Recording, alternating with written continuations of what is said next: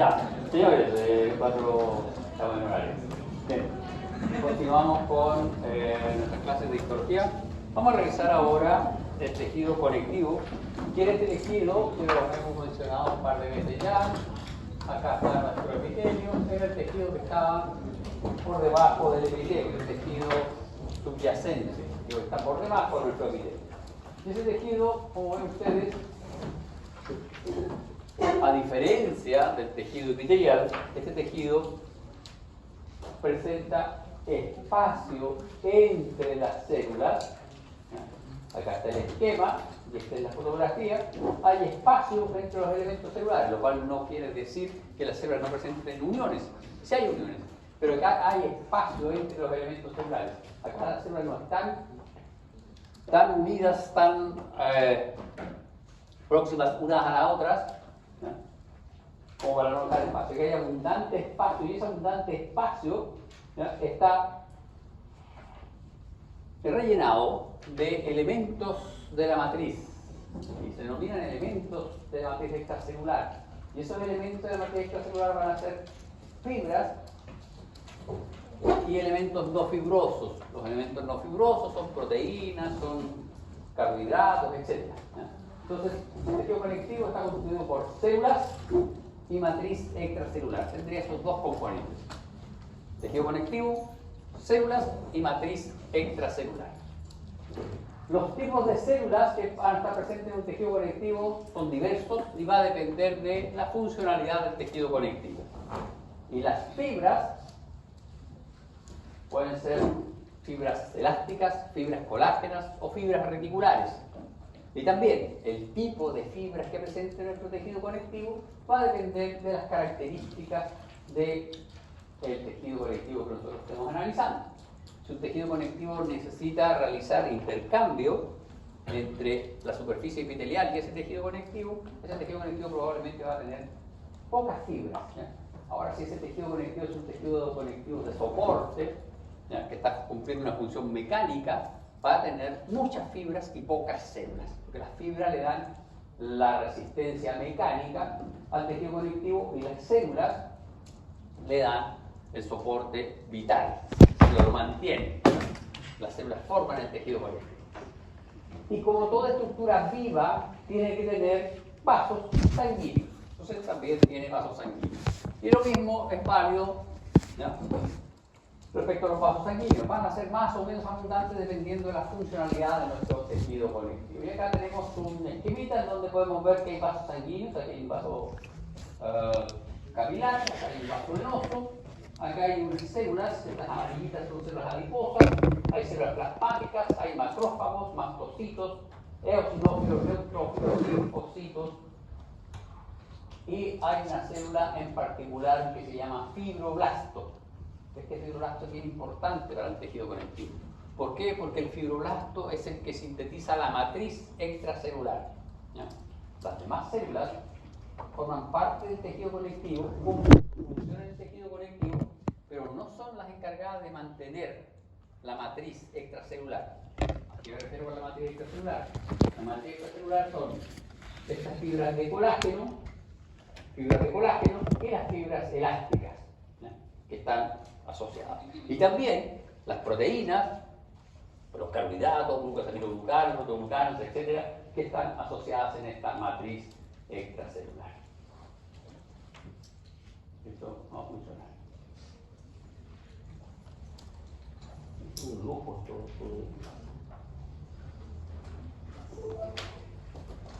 Ahí. Bien, entonces vamos a ver la histología de nuestro tejido conectivo. Y vamos a ver que el tejido conectivo forma dos grandes grupos: el tejido conjuntivo propiamente tal, o conectivo. En algunos textos aparece como tejido conjuntivo, ¿ya? En otros aparece como tejido conectivo. Son más o menos lo mismo. Y el tejido conectivo especializado. ¿Qué quiere decir? Que hay tejidos conectivos que se han especializado y han adquirido características particulares y por tanto tienen nombres particulares, nombres propios. Y el tejido conectivo especializado es el cartílago y el hueso. El hueso es un tejido súper duro. Ustedes lo han visto ahí en las ferias artesanales, las artesanías de hueso. ese es un tejido conectivo. Lo que pasa es que uno cuando se encuentra con los huesos se lo encuentra en la sopa o en las ferias artesanales hechos collar. Entonces uno tiene la idea del tejido óseo como una cosa inerte, dura, pero es un tejido vivo. Luego, desde el punto de vista de la estructura, el tejido conectivo está constituido por dos elementos: las células y el material extracelular. Este material extracelular también aparece como sustancia o matriz amorfa en algunos textos, ¿ya? Pero es la materia extracelular, es lo que queda al lado de las células. Y ese material extracelular está constituido por fibras y componentes no fibrilares. Le dijimos, las fibras son colágeno y fibras elásticas. Bien, vamos a ver cómo se clasifica este tejido conectivo. El tejido conectivo se puede clasificar como embrionario y adulto.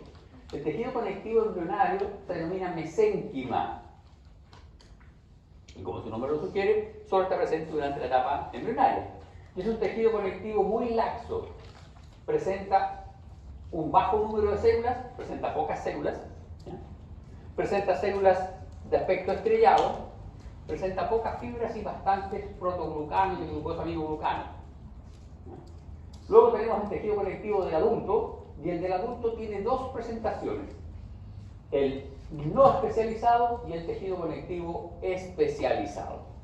Ahora bien, el no especializado puede ser laxo o puede ser denso. Tejido conectivo fibrilar no especializado puede ser laxo o puede ser denso. ¿A qué se refiere esto? Dijimos que los tejidos conectivos tenían dos componentes: la matriz y las células. Entonces vamos a dibujar nuestras células. Vamos a dibujar nuestras células así. Esas son las células. Y el componente extracelular, que son las fibras. Entonces, en este caso estamos hablando de un tejido conectivo laxo. ¿Por qué razón? Porque hay mayor cantidad de células que fibras. Y hay abundante espacio entre las células y entre las fibras. En cambio, el tejido conectivo denso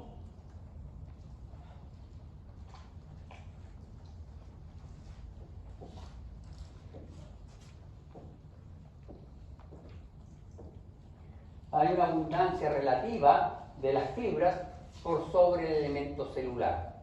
Entonces, el tejido conectivo denso es un tejido conectivo que generalmente está asociado a funciones mecánicas. Está asociado principalmente a funciones de intercambio, ¿verdad? De soporte mecánico, pero mucho más leve de intercambio. Y ahora, el tejido conectivo denso, a su vez, presenta dos presentaciones, ¿verdad? Una en donde las fibras están irregularmente dispuestas, de ahí su nombre, tejido conectivo denso, irregularmente dispuesto. Y hay un tejido conectivo en donde las fibras están regularmente dispuestas. Es decir, todas las fibras están en el mismo sentido, ordenadas. Y ese es el tejido conectivo denso, regularmente dispuesto. El tejido conectivo denso, irregularmente dispuesto, está formando parte de las cápsulas de los órganos. El hígado, los riñones, tiene una cápsula conjuntiva que le da forma, y ese es el tejido conectivo denso, irregularmente dispuesto. El tejido conectivo denso, regularmente dispuesto, está presente en los tendones, también está presente en la córnea. Es un tejido conectivo en donde hay pocas células y hay muchas fibras. En este hay un predominio de fibras por sobre las células, pero aquí hay muy pocas células y muchas fibras. Eso es lo que hace tan problemático los tendones. Cuando uno se rompe un tendón, uno termina con una terapia de recuperación muy larga, porque hay muy pocas células para regenerar el tejido fibroso. Y los tendones son elementos de soporte de mucha fuerza de tracción. Este tejido soporta fuerzas de tracción y de compresión. Este tejido conectivo denso y regularmente dispuesto también está presente en la dermis de la piel. Compresión y tracción. Este principalmente tracción. De hecho, este tejido cuando uno lo comprime se altera y se daña.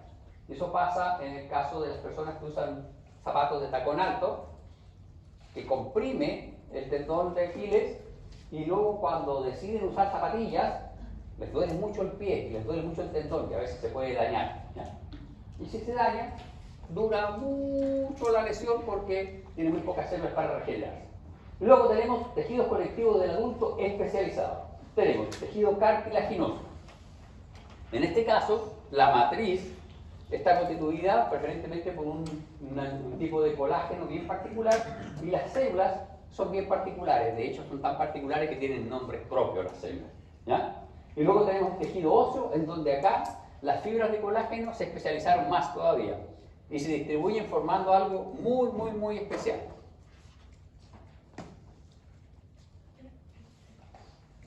Este tejido conectivo denso, porque no hay celular, denso, irregularmente dispuesto, están todas las fibras así. Y si uno lo comprime, colapsa fácilmente. Este sería el tejido conectivo denso, regularmente dispuesto. Todas las fibras están ordenadas en el mismo sentido, pero si yo las comprimo, también tienden a quebrar. En los huesos, el colágeno dijo, vamos a hacer algo mejor. Vamos a transformar todas las fibras de colágeno y vamos a hacer un elemento esencial que se llama laminilla ósea. Y forman láminas concéntricas. Las mismas cosas de colágeno formaron láminas concéntricas, son las mismas hojas de papel, pero si yo las trato de hacer colapsar ahora, no puedo. Y es el mismo papel, la misma cantidad de láminas de colágeno, la misma proteína, solo que las ordené, las distribuí de forma concéntrica. Entonces, las fuerzas mecánicas, gracias Mirilla, perdón, pero no hay otra forma de explicarlo.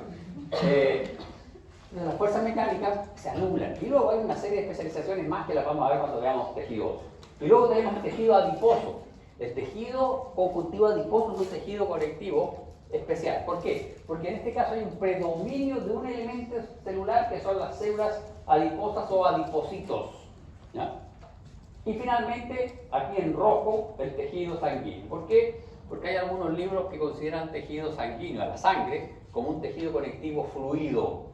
Hay otros que dicen que no puede ser tejido conectivo, ¿ya? Después si lo encuentran en los libros como tejido conectivo especializado, hay unos que dicen que sí, otros que dicen que no. Los opositores dicen que no puede ser porque no tiene fibras. No hay fibras. Pero los defensores dicen sí hay. Fibrinógeno. Sí, pero no está como fibra, está como precursor de las fibras. Porque cuando forma fibra, el fibrinógeno forma el tapón hemostático, los coágulos, y ya no es sangre. Entonces hay una discusión, pero en algunos libros aparece como tejido conectivo especializado. Por eso lo agregué ahí con rojito, para que no tengamos problemas.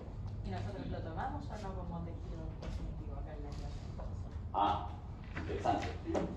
Desde mi punto de vista, no es un tejido conectivo. Bien, entonces, acá está nuestro tejido conectivo. Este tejido conectivo, a ver ustedes. Bien, ustedes están preocupados viendo algo. No lo voy a molestar, no se preocupe, siga revisando su WhatsApp, es más importante. Señorita, ayúdeme. ¿Este es un tejido conectivo laxo o un tejido conectivo denso de acuerdo a lo que hemos explicado? Laxo. ¿Por qué? Porque hay muchos núcleos y esas son las fibras. Esas rojitas o café claro son las fibras de colágeno y estas negritas son las fibras elásticas. Entonces hay muy pocas fibras y hay muchas células. Este es el tejido conectivo laxo. Y hay fibras, células, y esos espacios blancos de ahí son matriz extracelular, ¿ya? Entonces va a tener células, matriz extracelular que tiene fibras y componente no fibrilar. Aquí, en este componente no fibrilar, ahí hay un elemento súper importante que son los protoglucanos. Un protoglucano, como era la pregunta número no sé cuánto ya del test de diagnóstico, un protoglucano es una asociación bien especial entre una proteína y un glucosaminoglucano. Un glucosaminoglucano es un polímero de carbohidratos. La particularidad de los glucosaminoglucanos es que tienen carga neta negativa. Entonces atraen iones, como el sodio, como el potasio. Pero nosotros en nuestro cuerpo no tenemos sodio como metal, lo tenemos hidratado. Entonces ese sodio que atrae el glucosaminoglucano que está aquí viene con agua de solvatación. Y esa agua es lo que le da la turgencia al tejido conectivo. ¿Ya? Si ustedes quieren verificar esto, lo único que tienen que hacer ustedes es tomar un globo, echarle bolitas de plumavit dentro. Y esas son las células. Y ese globo puede tener muchas células, pero si no tiene matriz extracelular, no es nada, no tiene forma. ¿Cómo le agregamos matriz? Cortamos lana, cortamos hilos de distintos colores, lana de distintos colores, se las echamos adentro. Y todavía no tiene forma. ¿Quién le da la forma? ¿Quién le da el soporte mecánico de resistencia para la fuerza de compresión? Son los protoglucanos. Entonces, ¿qué tenemos que hacer? Agregar un poco de gelatina. Y si la gelatina está muy aguada, el tejido que ustedes van a formar dentro de ese globo va a ser blandito. Si está muy densa, va a ser mucho más duro, ¿no?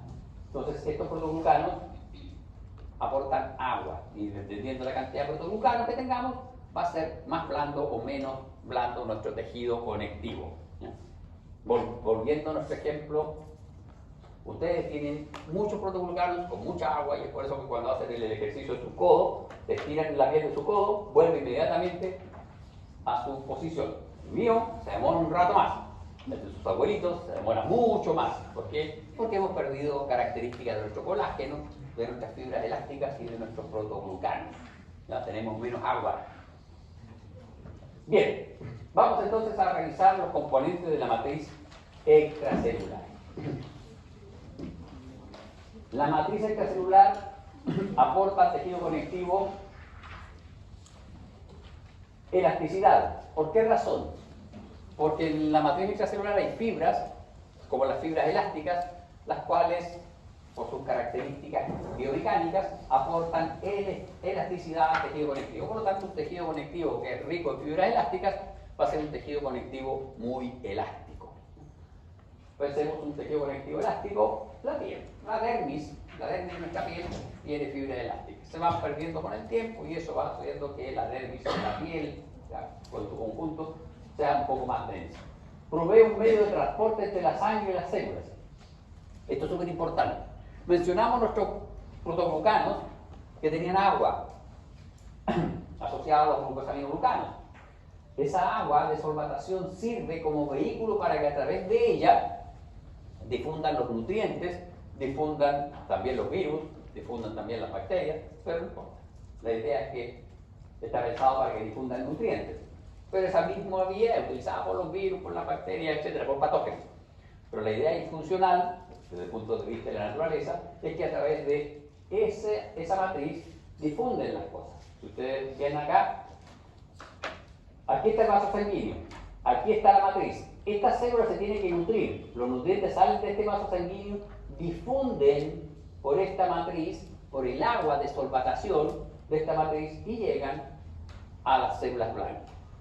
Si esta célula quiere enviar un mensaje químico a la célula que está al lado, lo libera a esta matriz y viaja ese mensaje químico por esta matriz hacia la célula que está al lado.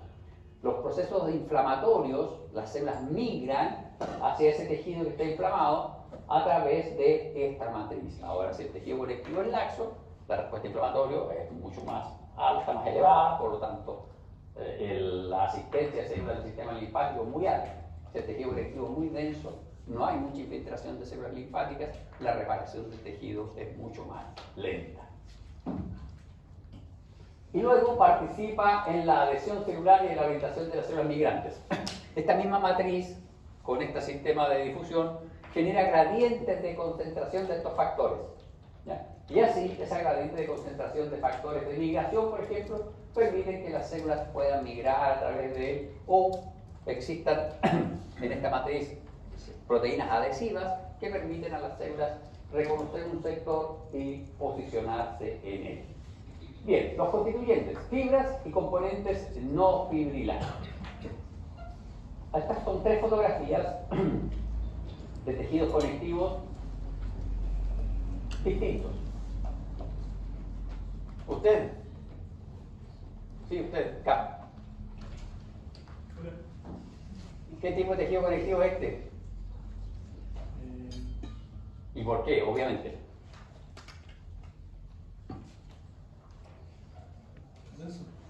¿Por qué? ¿Por qué tejido conectivo denso? Por los núcleos de la célula.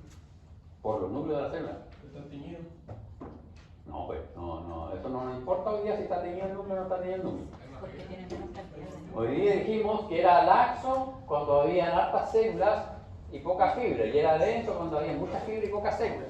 Entonces, para Eso es Claro, entonces aquí contamos 1, 2, 3, 4, 5, 6, 7, 8, 9, 10, 11, 15 núcleos de toda esta zona.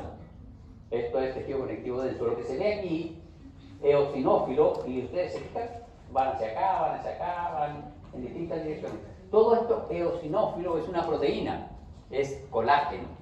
Todo eso rosadito que se ve entre las células es colágeno. Entonces hay mucha fibra y pocas células. Este es tejido conectivo denso.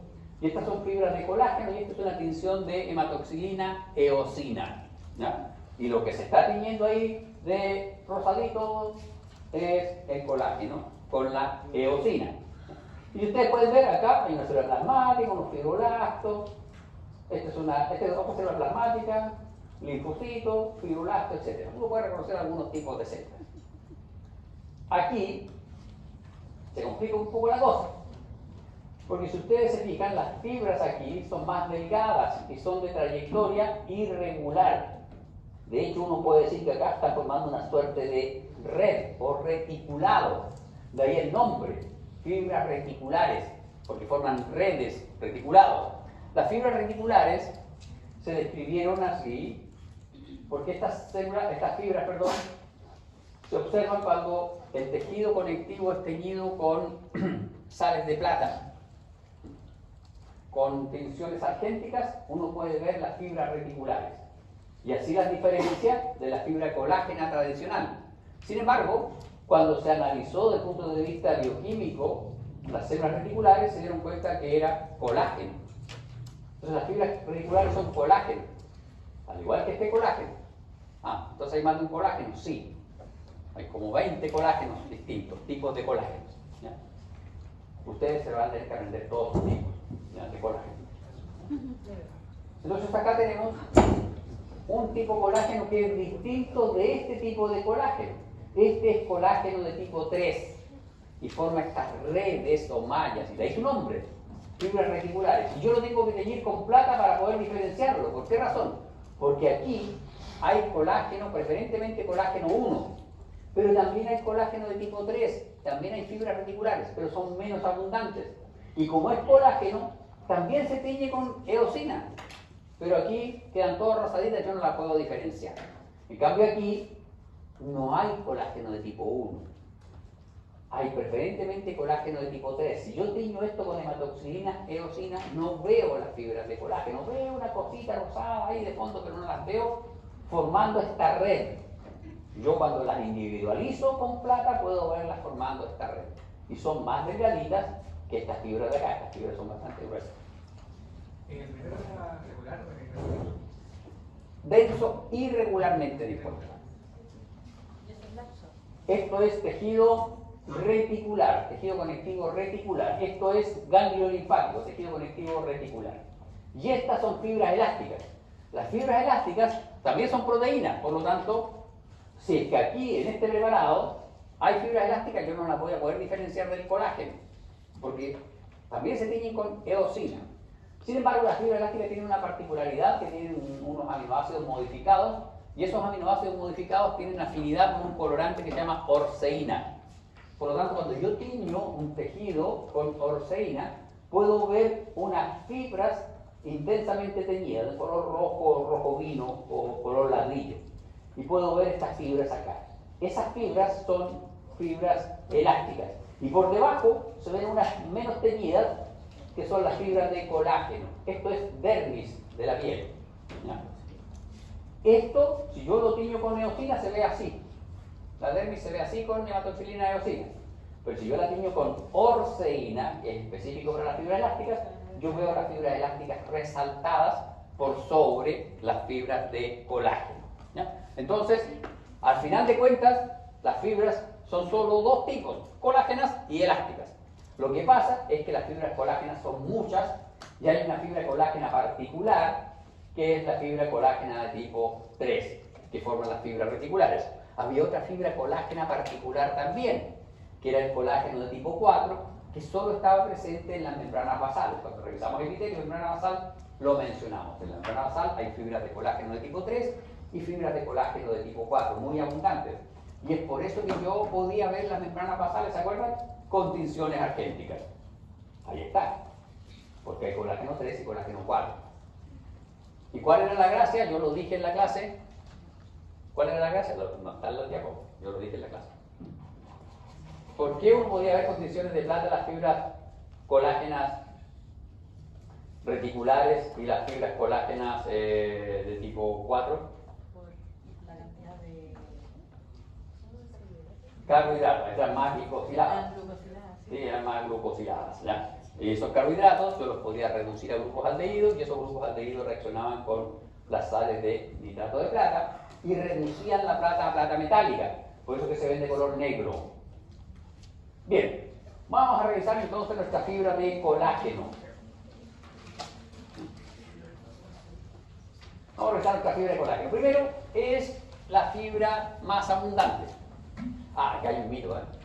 No sé si ustedes han revisado unas propagandas que son cosméticas de colágeno hidrolizado para terapia.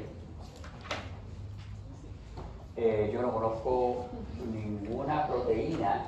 El colágeno es una proteína como proteína gigante, grande. Yo no conozco ninguna proteína, por más hidrolizada que esté, que se absorba entera. Con suerte nosotros absorbemos pérdidas muy pequeños a través de nuestro intestino, ya lo van a revisar en el fisio. Por lo tanto, no podemos absorber el colágeno hidrolizado que nos venden como en 60 lucas para el tratamiento de ellos. No se absorbe. Y lo otro, que yo no conozco ninguna célula, y en ese aspecto las células son súper estrictas, ningún fibroblasto que diga, qué bueno que me mandaron colágeno así gigante por la sangre para que yo pueda hacer más tejido conectivo, ¿no? Entonces, ojo con eso. Es una publicidad médica, ¿no?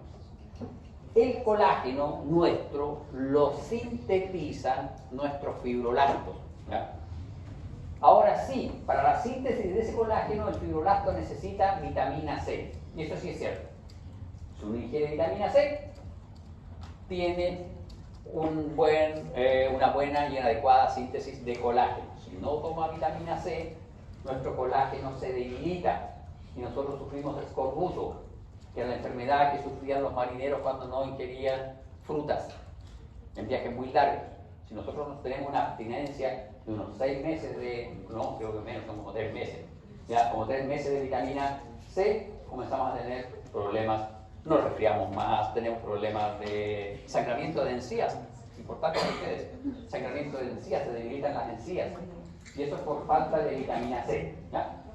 Bien, entonces es una de las fibras más frecuentes del tejido conectivo, presenta un grosor variable, va de 1 a 10 micras. 10 micras de espesor. ¿Se dan cuenta? Un glóbulo rojo tiene 7 micras. Estas fibras son más grandes que un glóbulo rojo. Bueno, es por eso que pueden formar estructuras tan fuertes como los tendones. De hecho, el colágeno es la base de las gelatinas. Las gelatinas que uno consumía, ya no, ahora las hace a partir de alga porque le da un sabor muy particular a esas gelatinas de colágeno de animal, ¿ya? Pero uno puede formar gelatina. Si uno deja esa gelatina, ese cocimiento de colágeno mucho más tiempo cocinando, adquiere un color café oscuro. Y eso es lo que se conoce como cola caliente para pegar en mueblería. De hecho, todos los muebles, esto que tiene la reina Isabel del siglo XV, siglo XVI, esos muebles estaban pegados con colágeno, cola caliente. Es una cosa media negra, ¿ya? Que uno la pone a calentar a baño María y se forma una suerte de engrudo, y ese engrudo uno lo aplica sobre las maderas y se pega. La gracia de ese pegamento es que si uno le aplica vapor, se despega. A diferencia de las colas químicas, las colas blancas de carpintero químicas, no se despega más. Eso permite. Los puristas dicen que eso es lo que le daba el sonido a estos violines Stradivarius que son tan particulares, ese sonido en instrumentos musicales, por las características de este pegamento, ¿ya? Entonces, no solo se puede usar como para hacer gelatina nuestro colágeno, sino que también se puede usar en mueblería y pegamento. Es sintetizada por los fibroblastos, pero en algunas excepciones también es sintetizada por otras células. Por ejemplo, en los vasos sanguíneos es sintetizada por las células musculares lisas, el colágeno. En el cartílago es sintetizada por los condrocitos. Y en los huesos es sintetizada por los osteoblastos y los osteocitos. ¿Ya? Entonces aquí, los fibroblastos sintetizan el 90% de los colágenos, pero el otro por ciento de colágeno es sintetizado en los vasos sanguíneos por las células musculares lisas, en el cartílago por los condrocitos y condroblastos, y en el hueso por los osteocitos y osteoblastos. ¿Ya? Y lo más importante, y por eso es que nos sirven esas pastillas de colágeno hidrolizado a 60 lucas, el colágeno es sintetizado a la matriz extracelular, ¿ya? MEC, como forma precursora, y en la MEC polimeriza nuestro colágeno y forma la fibra propiamente tal. Sí, porque un fibroblasto debe tener 7 micras de largo por 2 micras de espesor. Los fibroblastos, cuando están inactivos, son así. Y cuando están activos, son una celulita así. Pero como mucho tiene 7 micras por 3 micras. Este tiene 10 micras por 2 micras. ¿Ya? Y la fibra de colágeno tiene 10 micras de espesor. Entonces es imposible que él sintetice la fibra de colágeno entera. Entonces la sintetiza como forma precursora. No le puede sintetizar dentro de la guata, pobre fibroblasto, lo uno más. Bien, y acá está nuestro fibroblasto, ese es nuestro fibroblasto. Y la síntesis del colágeno se inicia con la síntesis de un mensajero. La biología molecular del colágeno es bastante interesante porque el colágeno desde el punto de vista bioquímico son 3 cadenas. Son 3 cadenas que se van mezclando y tienen algunas características. La principal característica es que es una proteína rica en prolina y en lisina. Y también una hidroxiprolina tiene por ahí, bien abundante. Y dependiendo de las características de las mezclas que se formen, vamos a tener colágeno de tipo 1 hasta el colágeno de tipo 20. Luego, nuestro colágeno pasa al retículo endoplasmático rugoso. Y en el retículo endoplasmático rugoso, los residuos de prolina se hidroxilan. ¿Ya? Y para eso necesitamos una hidroxilasa, pero esa hidroxilasa tiene como cofactor vitamina C. Entonces, si no tenemos vitamina C, el colágeno queda secuestrado en el retículo endoplasmático rugoso. Es decir, no se sintetiza colágeno, no se secreta, se queda secuestrado en el retículo endoplasmático rugoso. Tiene que hidroxilarse, ¿se fijan? Monómeros forman nuestro trímero, nuestro trímero tiene unas bolitas en el lado carboxilo y en el lado amino, se hidroxila y recién ahí pasa al Golgi.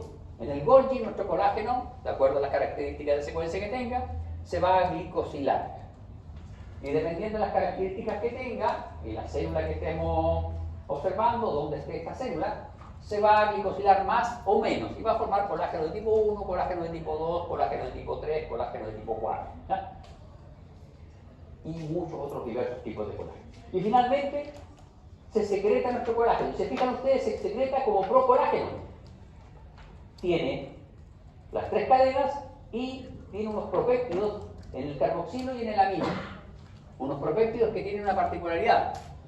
Y esta particularidad es que estos propéptidos están glicosilados. Y entonces, como están glicosilados, no permiten que los monómeros polimericen. Nosotros tenemos, esto siempre me ha quedado horrible, pero no importa. Vamos a hacer el esfuerzo. Así es nuestro colágeno. Y acá están los propéptidos. Entonces estos propéptidos impiden que estas hebritas de colágeno polimericen, porque las hebritas de colágeno polimerizan no uniéndose una detrás de la otra, sino que se solapan, hay un solapamiento parcial. Entonces, si estas puntitas tienen una mochila, por ejemplo, y esta también tiene una mochila, no se pueden juntar. Y eso es esto. Entonces, para que se puedan juntar, hay que cortar estos bordes. Y esos bordes los corta una peptidasa que está presente en la membrana celular del fibroblasto, pero que el sitio activo de esta peptidasa mira hacia el extracelular. Entonces, cuando nuestro colágeno abandona el fibroblasto, la peptidasa que está ahí, se fija, corta estos extremos y queda la parte activa de nuestro colágeno, ¿ya? No queda como procolágeno, sino queda como colágeno, y este colágeno ahora sí pueden ir solapándose uno sobre otro, porque también son proteínas, y el colágeno, una fibra de colágeno puede tener una longitud muy larga, muy amplia, ¿ya? Entonces, estas son proteínas, son monómeros, que se van solapando, ¿ya? Y acá está. Este es nuestro tejido conectivo denso, irregularmente dispuesto. Ahí están las fibras de colágeno, se fijan, aquí están transversalmente cortadas, aquí están tangenciales, aquí están más longitudinales. Esto es irregularmente dispuesto. Esta es la microscopía electrónica, este es nuestro fibroblasto. ¿Se fijan? Las fibras de colágeno están por fuera del fibroblasto, no están dentro, porque en el interior tiene el procolágeno, acá está el colágeno. Ahora, si uno mira con cuidado, esas fibras de colágeno que se ven aquí, se ven con rayitas, rayita blanca, rayita oscura, rayita blanca, rayita oscura. Si uno mira una fibra de colágeno por microscopía electrónica, se da cuenta que es una cosa así.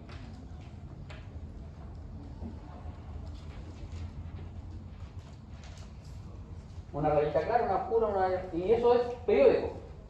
Y eso corresponde a esto, las zonas de solapamiento.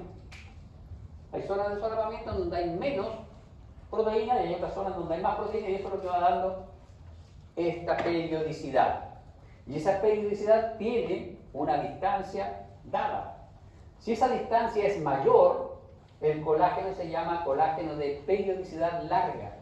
Y es un colágeno que tiene menos resistencia mecánica. Miren, si yo tengo estos dos elementos y los tengo solapados así, con ese tamaño, y hago fuerza, esa solapación, ese solapamiento va a funcionar, ¿ya? Si yo los tengo unidos así, se pueden romper. Entonces, cuando están así, lo que queda es ese espacio que quedó al medio.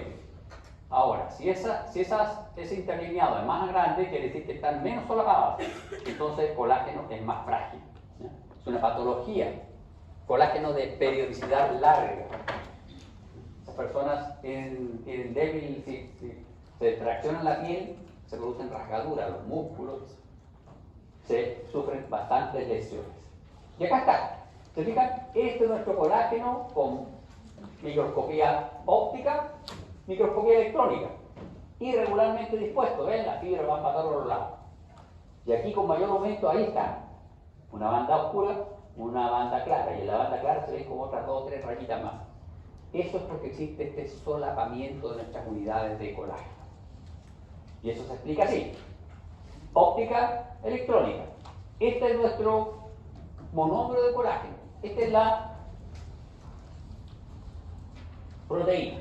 Esta es nuestra proteína. Entonces, se fijan, tiene prolina, tiene glicina, tiene hidroxiprolina. Son como los aminoácidos más abundantes que tiene el colágeno, por eso se caracteriza este colágeno, ¿ya? Desde el punto de vista metabólico, cuando se metaboliza el colágeno, también hay residuos de estos aminoácidos y uno puede saber si tiene una enfermedad que está dañando el colágeno. Acá está nuestro colágeno, como triple hélice, y se fijan, alfa 2, alfa 1, alfa 1. Tiene 2 alfa 1 y un alfa 2, eso la hace ser de un tipo de colágeno determinado. Y esta triple hélice, cuando pierde sus propéptidos, puede solaparse con otras triple hélices y formar nuestra fibra de colágeno. Si no pierde sus propéptidos que están aquí, no puede solaparse. Y aquí está. Este es nuestro procolágeno, lo que está dentro de nuestro fibroblasto. Esto es lo que se secreta. Y estas son las peptidasas que están hacia el extracelular. Entonces en el extracelular se cortan estos residuos. Si se fijan ustedes, esos residuos estaban glicosilados y además presentaban gran cantidad de puentes disulfuro. Si tienen puentes disulfuro, quiere decir que tienen gran cantidad de cisteínas, un aminoácido que tiene posibilidad de hacer puentes disulfuro. Entonces, cuando uno le saca estas irregularidades, es como si ustedes quisieran darse un abrazo con un amigo pero ambos andan como con 3 mochilas. No se pueden abrazar, imposible. Se quitan las mochilas, se sacan estos propésteros y ahí sí se pueden abrazar. ¿Ya? Pasa lo mismo acá con nuestro colágeno. Este es el procolágeno, este es el colágeno. Esa es la diferencia. El procolágeno está dentro del fibroblasto, el colágeno está fuera del fibroblasto, en el extracelular. Y acá están los colágenos. ¿Se fijan? Colágeno 1, colágeno 2, colágeno 3, 4, 5, 6, 7, 8, 9, 10, 11, 12, 13, 14, 20. Para que vean que soy generoso, para que en un gesto de generosidad, nosotros como curso solo nos vamos a interesar en esos colágenos, que son los más abundantes. Solo los 4 primeros. El colágeno de tipo 1, ¿por qué? Porque es el más abundante y el que está presente en los huesos, en los tendones. ¿Ya? El colágeno de tipo 2, porque es el colágeno que lo sigue en abundancia y está presente en todos los cartílagos. ¿Ya? El colágeno de tipo 3, porque es el colágeno que forman las fibras reticulares. Y el colágeno de tipo 4, porque es el colágeno propio de las membranas basales. ¿Sí? Una pregunta de lo que estaba hablando respecto al colágeno de periodicidad larga. Por ejemplo, si es, usted dice que tiene una distancia dada, pero vamos Aquí. a que, y si es demasiado corta, ¿es mejor? No, ¿Es no, más no está saludable? descrito un colágeno de periodicidad más corta. Ah, ya. Solo más larga. ¿Se fijan? 68 nanómetros. Cuando es más de 68 nanómetros, este colágeno es débil. Pero más pequeñita la periodicidad no está descrita. Entonces puede ser o normal O normal o más larga. Bien, señores, eso es lo que teníamos que revisar de nuestro tejido conectivo, nuestro colágeno.